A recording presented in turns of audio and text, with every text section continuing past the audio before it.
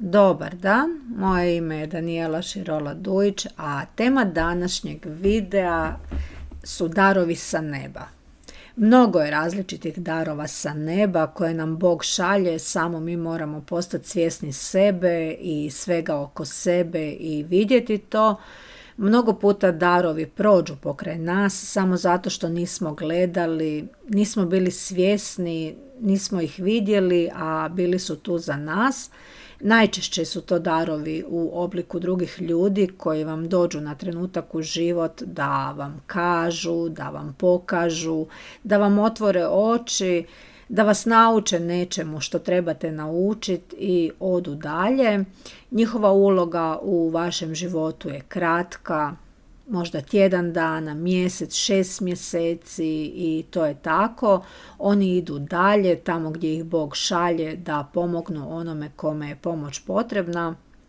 Oni dođu kao vihor i tako odu, a ostave vam uspomenu i znanje koje će trajati cijeli život.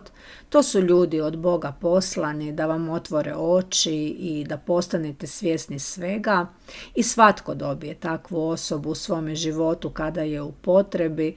Svatko, jer Bog ima svoje načine kako kroz druge ljude šalje pomoć i nije naše da znamo kako i da preispitujemo njegovu odluku i osobu koja nam je poslana, nego da upijamo znanje i da primimo poruku koju nam šalje, jer čudni su putevi Gospodnji, do čovjeka je da primi dar, da otkrije poruku koja mu je poslana, da uči kroz nju i da otkrije sebe i svoju svrhu. Kroz darove sa neba Bog ljudima otvara srca, pokazuje ljubav, otkriva vjeru, pokazuje što trebaju vidjeti. Nevjernici postaju vjernici, čuda se događaju, mala čuda koja postaju najveća čuda u čovjekovom životu, nedostaci koji postaju prednosti, bolne rane i traume koje postaju odskočna daska i koje grade jakoga i snažnog čovjeka u vjeri koji može pomicati planine sa svojom vjerom. Obično su to ljudi koji svjedoče vjeru, koji žive vjeru, koji znaju znanja koja vi ne znate, a koji vam u stvari govore ono što trebate čuti, što trebate znati. Daju vam odgovore na pitanja zaključana u vašem srcu, pokazuju vam kuda da gledate, u kojem smjeru, otvaraju vam oči, ali vas ne vode dalje, odlaze kada smatraju da ste shvatili, da su vam prenijeli ono što trebate čuti i znati i kada vide da se je sjeme primilo u vama i dalje čovjek sve mora sam. To su osobe poslane od Boga da nam pokažu kuda trebamo gledati, ali ne i što vidjeti. Dalje je sve naš posao da shvatimo, da otkrijemo, da razumijemo, da naučimo, da istražimo i da se rodimo novi mi. I kada odu, nemojte ih tražiti, nemojte se vezati za njih jer oni nisu došli da vam ostanu u životu. Oni su došli sa svrhom da budu tu dok ih trebate u nekom važnom dijelu vašega života i kada je njihova misija završena, oni odlaze dalje. Bog spaja ljude na nevjerovatne načine i kroz druge ljude nam šalje divne poruke i divna učenja, velika znanja. Svatko na svijetu nas uči nečemu, bilo dobro ili loše i to čini naše životno iskustvo. Ljude koje nam Bog šalje u život su obični ljudi, a opet tako posebni. Ljudi koje ćete zbog onoga što su vam dali pamtiti cijeli život.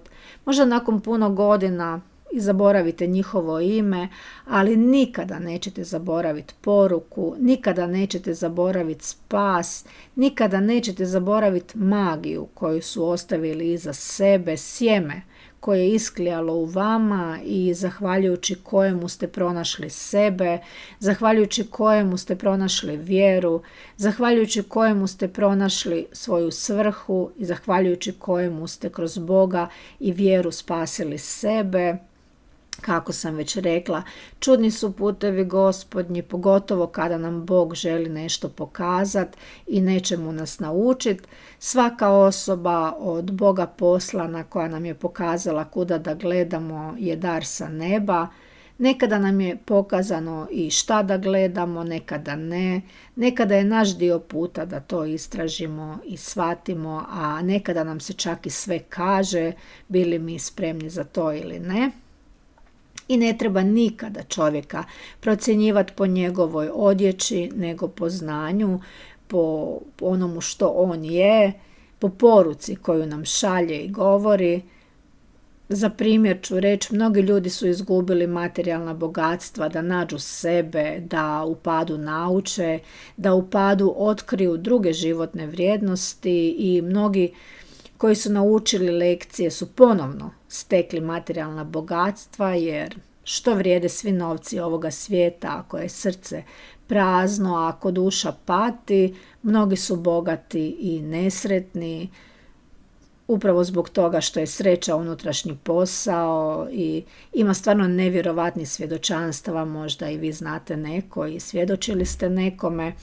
Tako da sa novcima se može kupiti ono što čovjeka čini sretnim, ali ako čovjek nije zadovoljan sa sobom, ako nije ispunjen u sebi, ništa u vanjskom materijalnom svijetu ga ne može naučiti, niti napraviti sretnim. I evo, to sam navela kao jedan primjer, a primjera je bezbroj, od čudesnih ozdravljenja, iskupljenja do pronalaženja Boga i vjere.